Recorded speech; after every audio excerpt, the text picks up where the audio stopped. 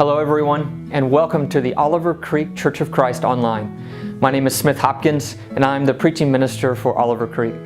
If you don't know, our campus is located in Bartlett, Tennessee, just outside of Memphis. And so if you're ever in our area, and especially if you live in our area, we would love to see you sometime soon. Once we get back worshiping and in class together on site, it would be a joy to have you. Thank you for joining us today. At Oliver Creek, our mission is the mission of God in Scripture, to be a church where people are transformed into the image of Jesus Christ. Here's what we think that looks like. It looks like people who glorify God with their lives and in worship. It looks like people who love one another and are connected like a family in Christ. And it looks like people who bless the world, sharing the gospel of Jesus Christ in word and deed. That's what we're all about here at Oliver Creek. And we hope that this service today can help you be transformed into His image. Thank you for joining us today. We're going to get started in a few minutes.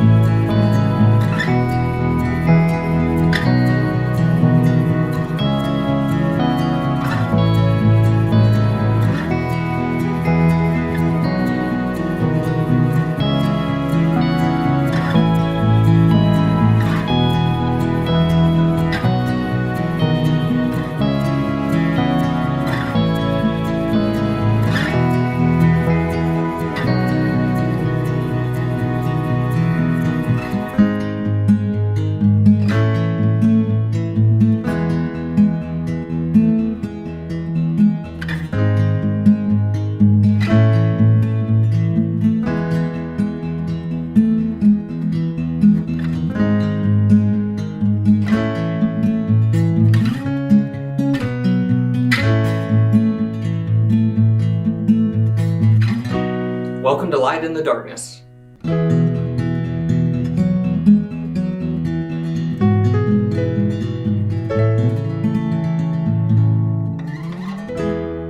Hello everyone, and welcome to Light in the Darkness. This is a conversation that I have with Oliver Creek members about life in the pandemic. There's so much darkness around. We're trying to bring in encouragement, bring in light. We're trying to identify the hard things and then speak truth and the gospel in refreshing ways. We're trying to identify real challenges that real people are facing and discuss how to navigate those. Today, we have a really cool topic with some great guests. Our topic today is marriage. It's relationships. It's any kind of romantic relationship, you're going to benefit. If you're a single person dating and struggling with navigating quarantine, if you're a married couple just inundated with working at home, childcare, all of this disruption, if you're a senior adult whose maybe routine hasn't changed as much, I think this conversation today is going to be a blessing to you. There's been so much change that's disrupted so much of our normal routines and rhythms of marriage and of romance. Just think about it. When was the last time you had a date night out of the house with a babysitter at home? It's probably been a while. When was the last time you went to dinner and a movie? When was the last time you just did some of these normal things that you would do for love, for romance? We have to get creative in order to invest in our marriages and to strengthen these most important of bonds. To help us do this today, I've invited on some really great people. Jermaine and Casey, her name is Katherine Shorter. This is a couple that I've known for a couple of years. They're members at Oliver Creek. Jermaine's on our recovery coalition, and they are just willing to serve in so many areas, but their favorite passion seems to be marriage ministry. Welcome on Jermaine and Katherine Shorter. I'd like to welcome Jermaine and Katherine Shorter, KC, to Light in the Darkness. Welcome, guys. Can you start by just giving a a brief introduction of who you are, what you're about, kind of some of your interests?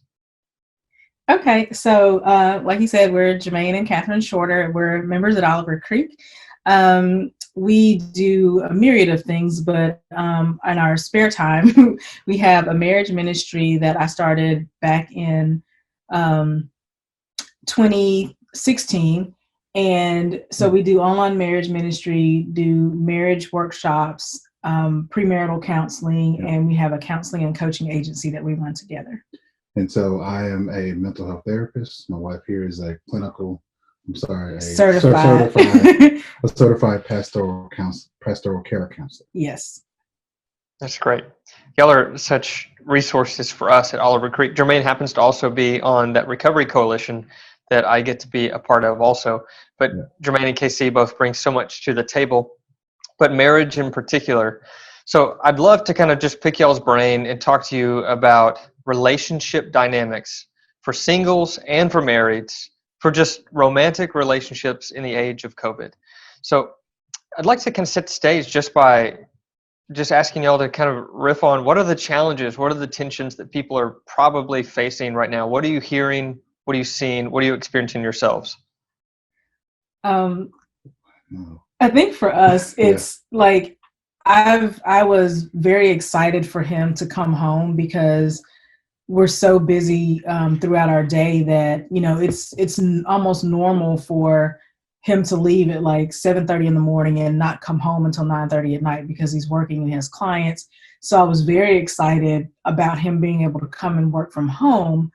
But when that happened, he kind of pushed me out of my office. So he's been working in the office. I'm working, you know, wherever I can find a chair somewhere else in the house. In the doghouse. Yes, literally. As the dog follows me everywhere I go. But it's, you know, kind of adjusting to, you know, making space for each other.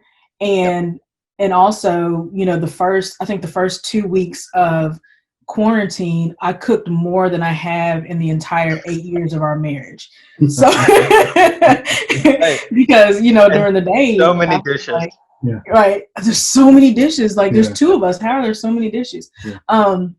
But you know, during the day, I can, you know, just go all day long and be like, oh, I forgot to eat. But with him here, it's like, okay, you know, I'm trying to make sure that he's fed and I'm fed and he's taking breaks. And it's just kind of like putting more things into the day and adjusting to each other being together all day long. And for the people who had to come home and work, who are used to not being in the home most of the day, you get to see kind of real life, what's happening when you're not there.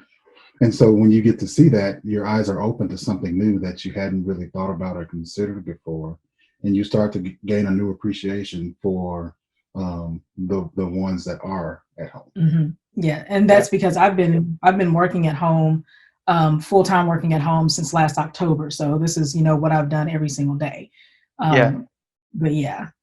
So it's interesting that both people kind of get a chance to see what the other one is doing all day. Whether when you're working at the same table or in the same small enclosed space, you kind of get a glimpse. I've heard some people, they're actually just now realizing what their partner does for a living. It's like, well, they knew they went to a work and did something, but now they're actually seeing what it looks like. Yeah. Can I kind of follow up?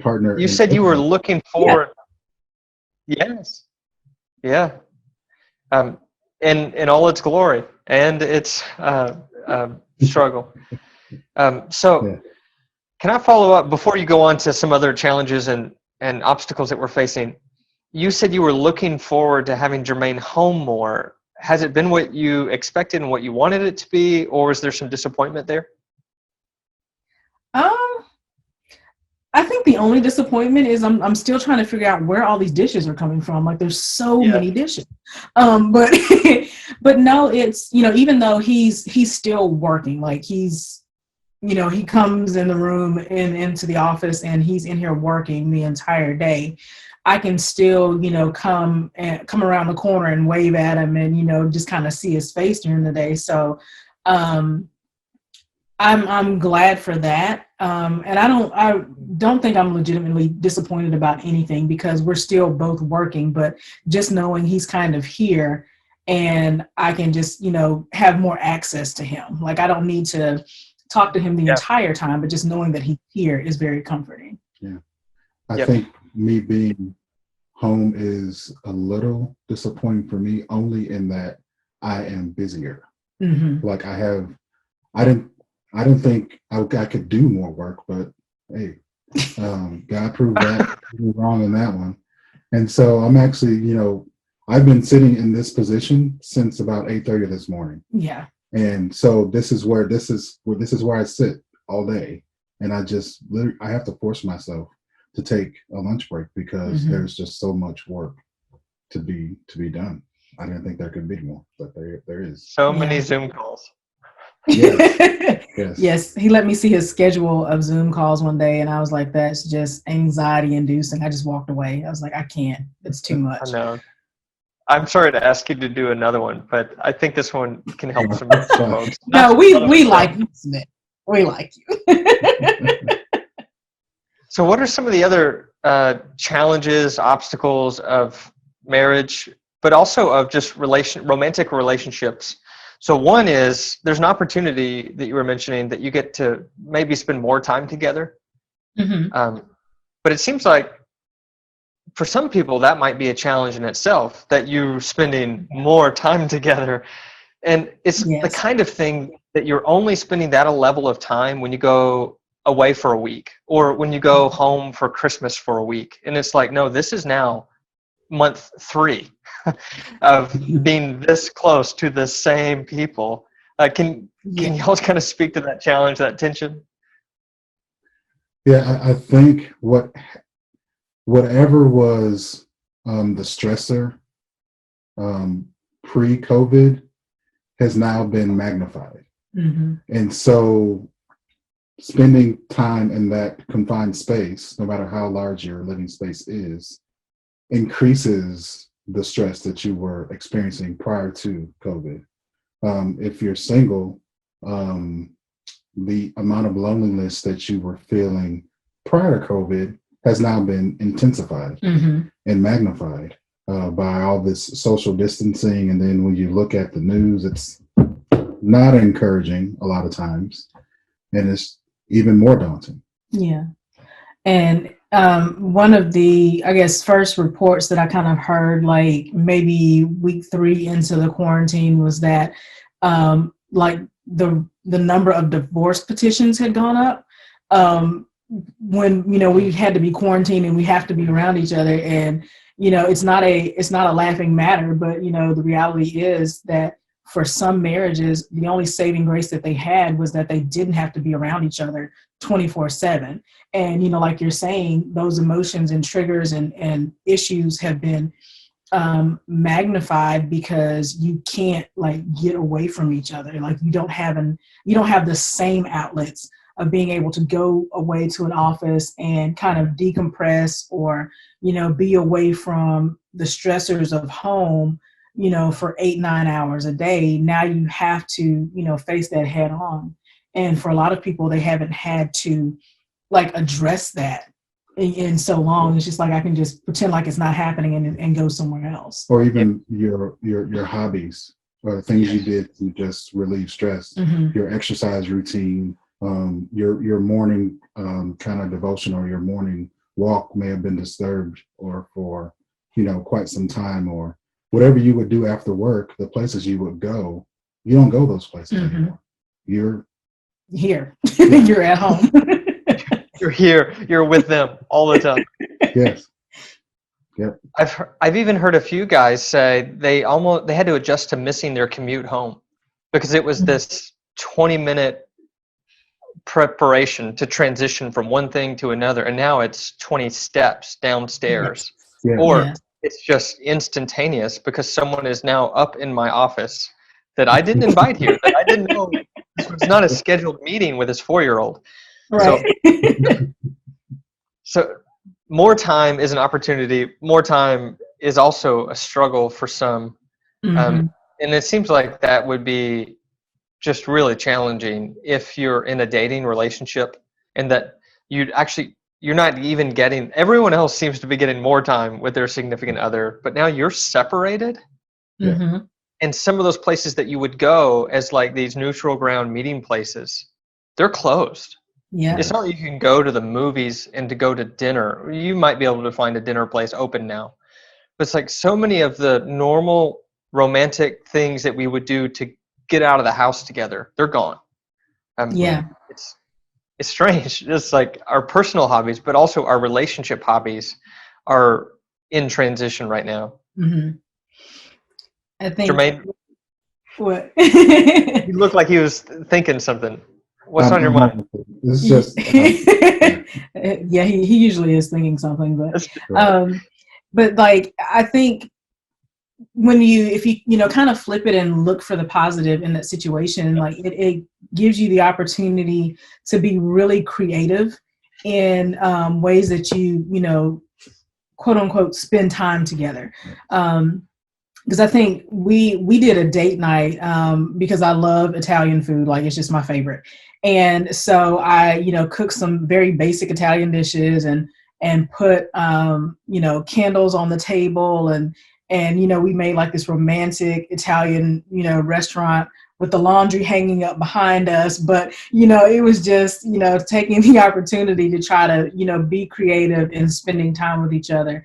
And even though we couldn't, eat outside of our kitchen per se, we turned the kitchen into like a romantic evening and had like some like theme music playing in the background, So I think especially for singles, I've seen kind of on social media where people will FaceTime each other and eat dinner together and talk as if they are, out on a date, or doing like Zoom dinner calls just so you can kind of, be in the same space and, see each other, while you're eating. So I think it can be fun, if you, let your creativity flow. Yeah. Yes. There's some downsides to it for sure, but I see that it can be fun. I love what y'all are doing with the Italian date night. You're just making us all look bad though. No, it was literally just spaghetti and garlic bread. That's all it was. I mean, there was some cheese. Basic Italian. I was like, I think I can make basic Italian, but that's as far as spaghetti is always a win. And cube cheese. Yes, cube cheese. Okay. So I was looking at some research on sexual intimacy right now during COVID.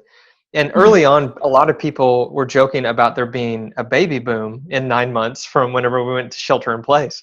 That may be the case, but as you said, what we're actually seeing is that there's a divorce boom. Mm-hmm. And in fact, the studies are showing that most people's sexual lives are negatively impacted right now. Mm-hmm. There's 2 to 1. They're saying the negative is, it's just not as frequent. Why might that be for some couples right now? Is it the extra stress? Is it the disruption to routine? What's going on? It's the disruption to routine. We are creatures of habit. Mm-hmm. We love our routines. As much as we complain about them, we depend on the routine to really dictate what we should do and what the routine lets us know if we're on the right path to success, or what we think is success in our brains. And if that is disrupted, then everything else is now disrupted, and we really have to try to put the pieces back together so that we can then establish a new routine. And I think, speaking from like a woman's perspective, it's not nearly as easy for us to kind of like compartmentalize our day. And, with us for sexual intimacy, it starts in the mind. Like you have to get your mind to be ready for that. And then if you have, now your husband is home all day long, your kids are home all day long, all of this stuff is going on, you're stressed, trying to get everything done. And it doesn't leave a lot of room for your brain to be like, okay, now I want to be intimate with, my spouse, because your brain is still going on all of this stuff. And it's not as easy for us to just like cut it off. So when it comes to like sexual intimacy, like if our brain has not been stimulated all day long by something other than what's causing the stress, it's not going to be as easy for us to be Yeah. sexually intimate. And And for the let me men, just jump in. I'd love to Yeah. go back to that, but you just said that it's the stress it's hard to go from stress to someone else, but Mm-hmm. it's probably even harder when that other person is there in all the stress. Mm-hmm. It's not like they're an outsider who's coming home or you're meeting for dinner somewhere. It's like, no, Right. they're there all day long stressing with you about those same things. Sorry to interrupt, Jermaine. Keep going. it's fine. No, and what I was going to say, like the things that us as men would normally do to be romantic or to stimulate intimacy, we don't have access to do those things. Taking her out for dinner or taking her out, period, Mm-hmm. is off the table for in a lot of cases. So we bringing something into the home or into the space where there's stress and we're part of the stress and we're experiencing the stress. It's not something that we naturally think about. Mm-hmm. We have to be able to remove ourselves and say, hey, I should probably order in some food so she don't have to cook. Right. Or, I can, maybe have some flowers delivered, even though we're 3 rooms apart, hey, I'm thinking about you and want you to know that I appreciate you. And like you were saying at the beginning, now that you're in the mess and see exactly what's going on behind the scenes, be like, you know what? I might need to say thank you a little more often. Yeah, no doubt. Yeah. Even having a babysitter come over, if you've got kids in the house, it's like, well, then you're stressing about another person from outside your home being with your family. It's like, so then you come home from dinner, you've been stressing about the people in your home. So it's just a really challenging time for Right. intimacy and for romance right now. There's almost too much separation plus stress. I mean, sorry, too much connection plus stress for there to Mm-hmm. be a longing for each other. I think we could keep I- going for a long time to talk about challenges and obstacles.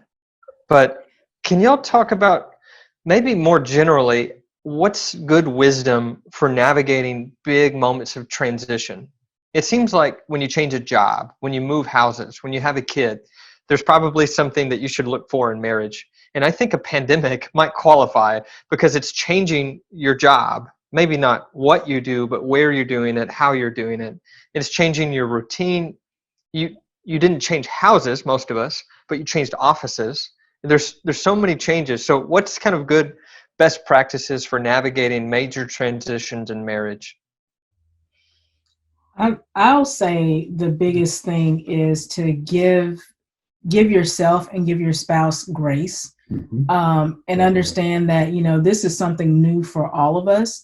Yeah. Even if we're excited to be home with each other, it's still something new, and we're figuring it out as we go along. And nobody's perfect, so being thrust into the situation, it's not going to be a perfectly smooth transition. But just to be patient with each other, and try to extend grace to each other and to yourself.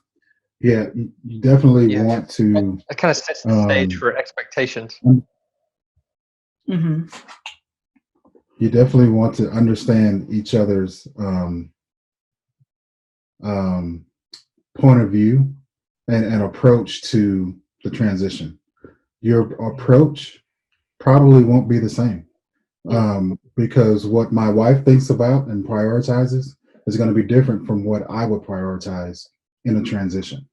If we're moving, if we're changing homes, she's going to want to take everything. I'm going to want to throw everything away. Yeah. That's just something that we know about each other. So we're not going to fight about it because neither one is right or wrong, or it's just different. And it's something we have to come together and lean into each other rather than say, well, she's wrong, I'm right. We're going to do things my way because I'm right. Well, no, that's just, you're just asking for an argument right there. Yeah.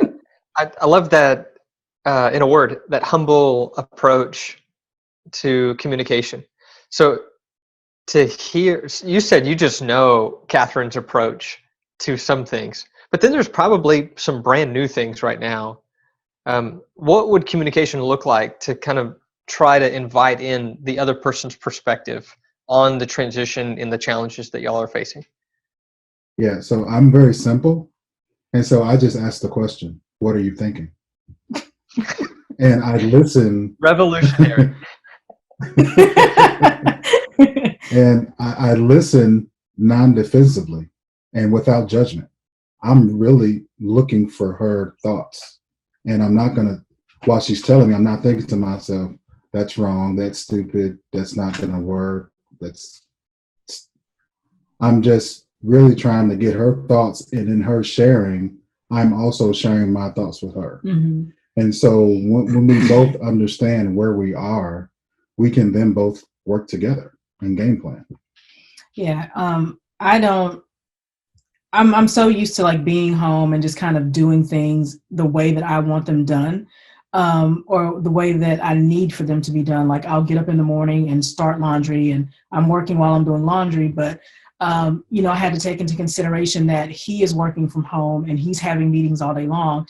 And the laundry room is like just on the other side of the office. So, having to just communicate and say, hey, is it interrupting your day if I'm doing these tasks at a particular time, and making sure that I'm, not causing any additional stress to him trying to get his job done, and that his job is not interfering with what I need to get done during the day. But we won't know that unless we talk to each other, and, share what our needs are, and all of that. So communication is a really big part of, trying to make things run as smoothly as we can right now.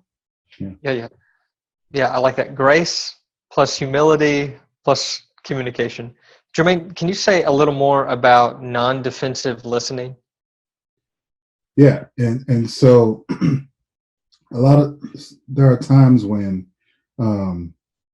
we listen, when we ask for feedback, we're at the same time processing that feedback, and we're running it through our own internal filters. So it's this is good, this is bad, this is right, this is wrong, this is positive, this is negative, but it's based on our own understanding of what is being communicated in the moment. And so rather than listening to the whole thing, we're processing it bit by bit by bit, and we're not listening to understand, and we're not listening to love. We're listening to defend, we're listening to judge, we're listening to get my way. Mm-hmm. And so that's the absolute wrong way to listen. I generally don't say right and wrong, but that is the wrong way. That is the wrong way to listen. You want to listen in order to understand, listen in order to love, listen in order to be closer. Because if you're using, you're basically using communication as a weapon. You're weaponizing what you're hearing, and that really puts up a wall between you and your partner. Yeah.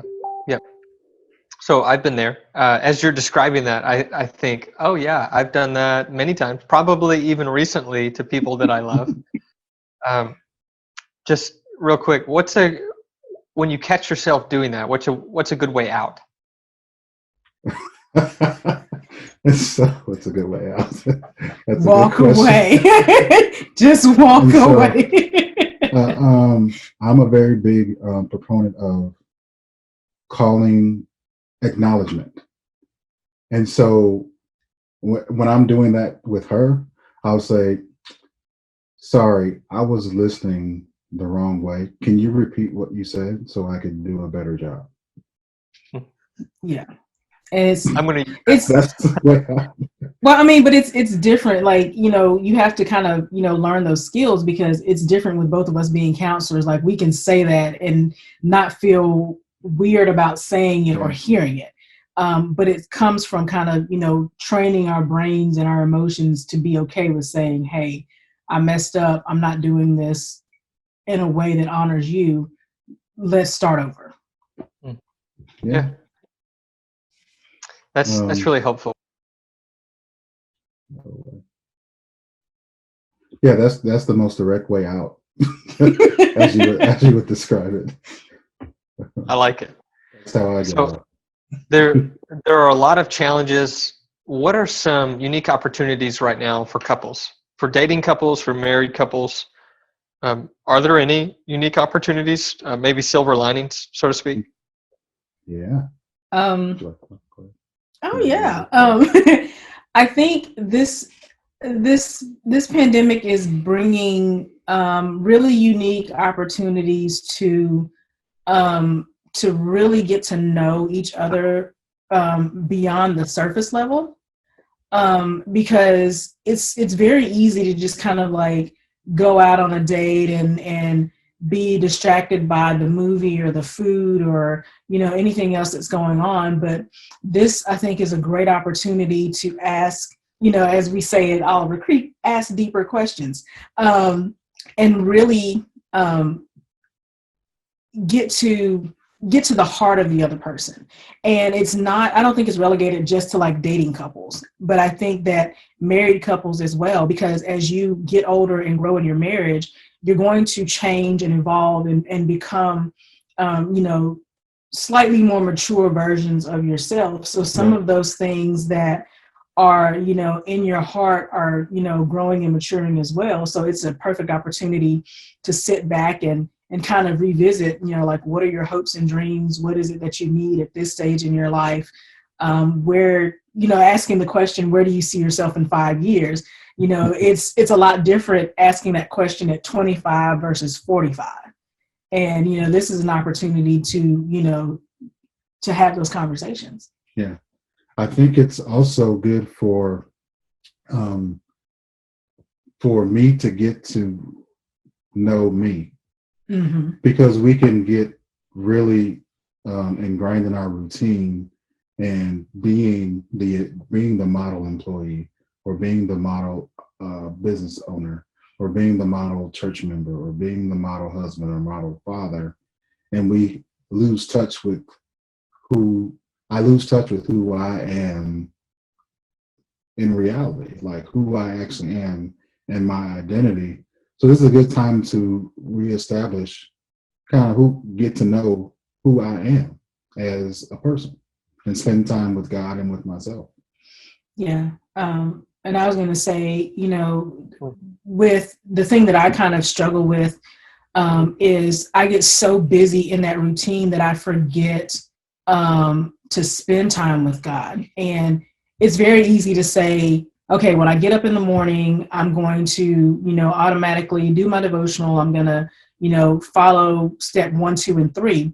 But the first time you wake up and something is out of whack, especially like with the pandemic, you normally might have, an hour to yourself in the mornings, but now everybody's in the house and you wake up and you're having to deal with all of this stuff. So, taking the opportunity to really, get back to who am I in Christ?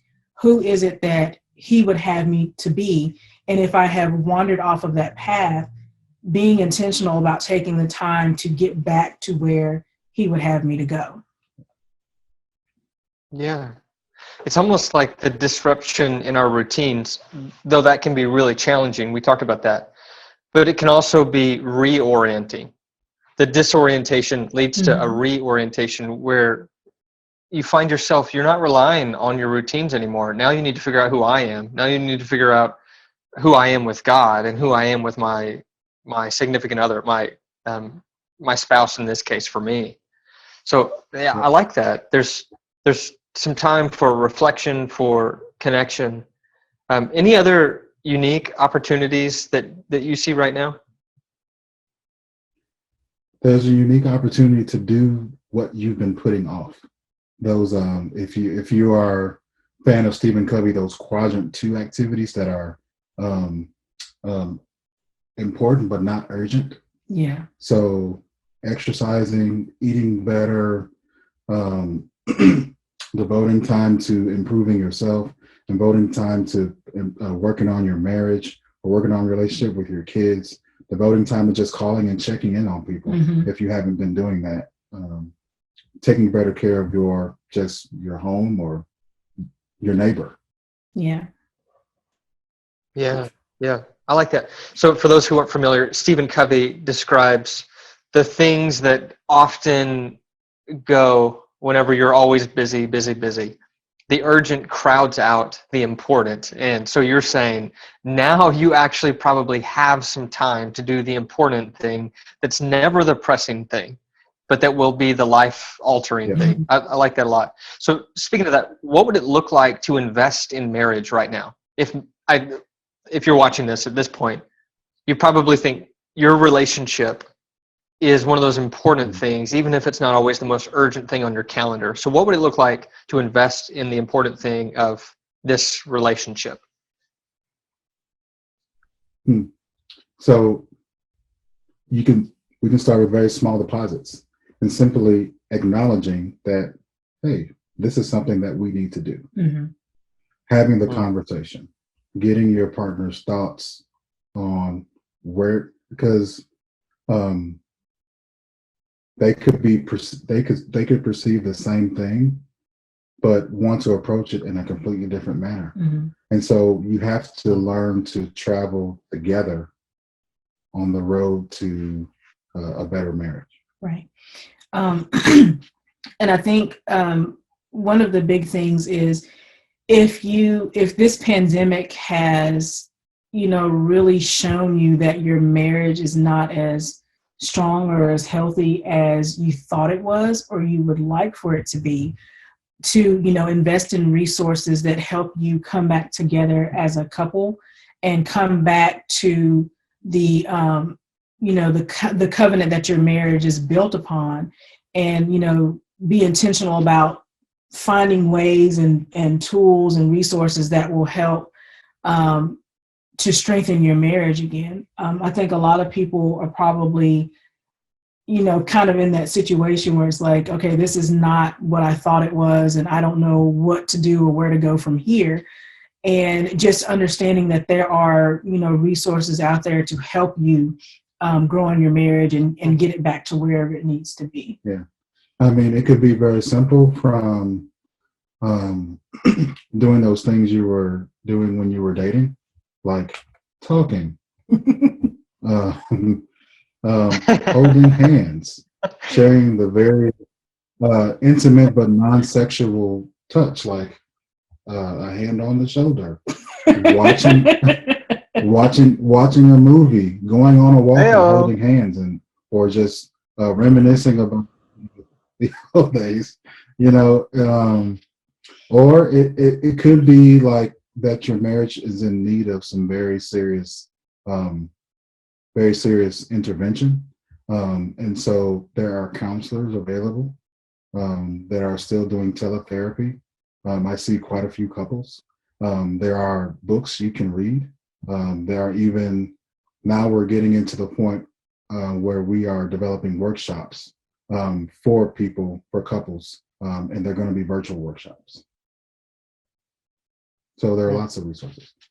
So what's your go-to book if you were to recommend a book on, let's say somebody's already married and they want to enrich their marriage? Oh, I got one. Go ahead. I got two. One is, but they're both good. One is the 30 Days of Kindness Challenge by Shanti Feldhahn.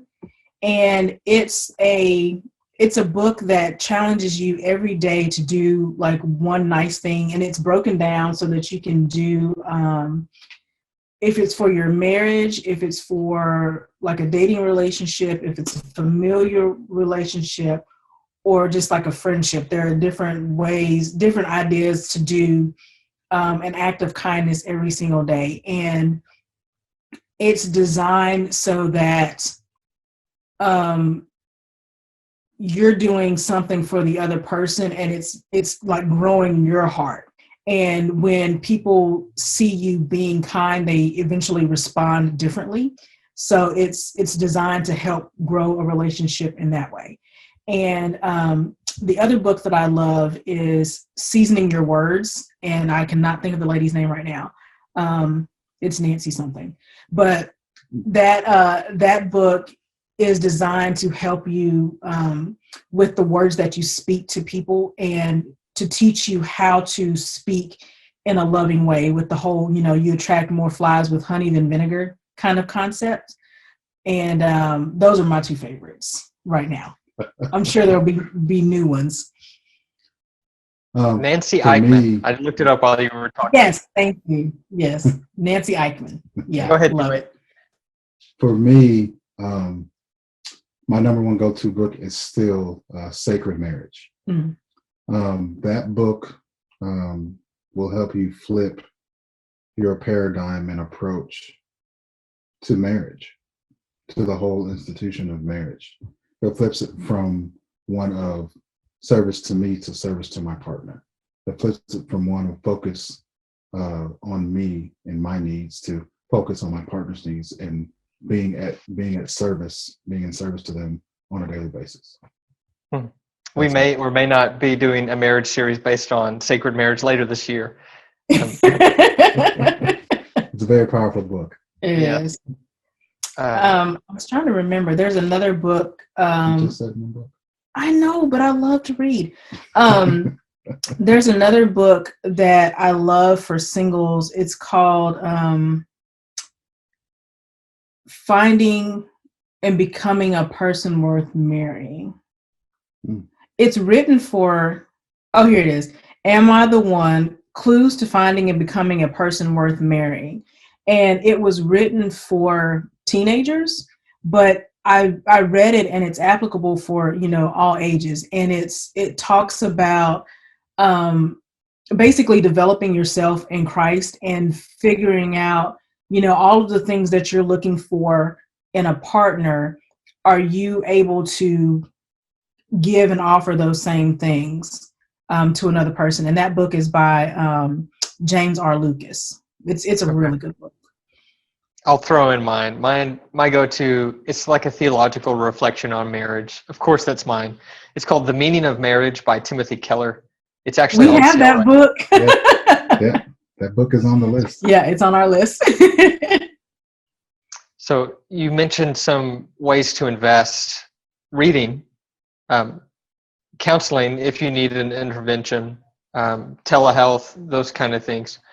Can you just share some mundane ways of investing in marriage? I was thinking for people who've got a lot of kids at home like us, just having blocks of time where they're not around can be really helpful to your marriage, especially if you don't then turn on the TV. Instead, you turn to your spouse. I think that's one small way to just block out an hour a day, sometime, without kids, without a screen on.